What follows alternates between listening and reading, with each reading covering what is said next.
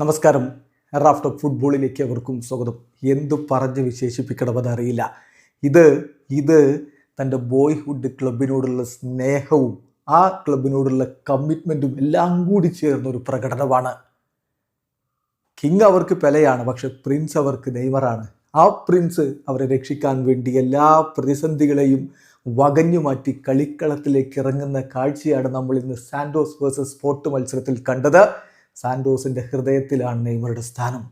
ഇന്നത്തെ കളിക്ക് മുമ്പ് നെയ്മർ ജൂനിയറുടെ പിതാവ് പറഞ്ഞിരുന്നില്ലേ, ഇത് സാന്റോസിനോടുള്ള സ്നേഹത്തിൻ്റെ ഭാഗമായാണ് ഇന്ന് ഈ ജേഴ്സി അണിയുന്നത് എന്ന്. യെസ്, ആ സ്നേഹം തന്നെയാണ് നമ്മൾ ഇന്ന് കളിക്കളത്തിൽ കണ്ടത്. ഈ കളി വളരെ ക്രൂഷ്യലായിരുന്നു സാന്റോസിന്.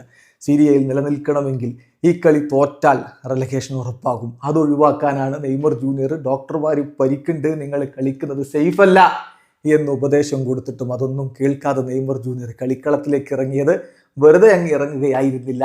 ഏറ്റവും ഡിസിസീവായ പെർഫോമൻസ് അവൻ കളിക്കളത്തിൽ നടത്തി. 25-ാമത്തെ മിനിറ്റിൽ ഗോൾ അടിച്ചുകൊണ്ട് ടീമിനെ മുന്നിലേക്ക് കൊണ്ടുപോകുന്നു.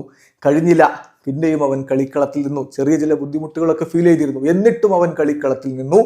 കോർണർ കിക്കിൽ നിന്ന് അടുത്ത അസിസ്റ്റ് കൊടുക്കുന്നു, ടീമിനെ 3-0 വിജയത്തിലേക്ക് കൊണ്ടുപോകുന്നു. ഇതൊരു സാക്രിഫൈസ് ആണ്. നെയ്മർ ഇടവേള സമയത്ത് പറയുന്നുണ്ട്, എൻ്റെ കരിയർ ബുദ്ധിമുട്ടാക്കുന്ന ഒന്നും ഞാൻ ചെയ്യില്ല എന്ന്. പക്ഷെ അങ്ങനെ ആയിരുന്നില്ല. അദ്ദേഹം ടീമിനോടുള്ള സ്നേഹം കൊണ്ട് മറ്റെല്ലാം മറന്നുകൊണ്ട് കളിക്കാൻ ഇറങ്ങിയതാണ്.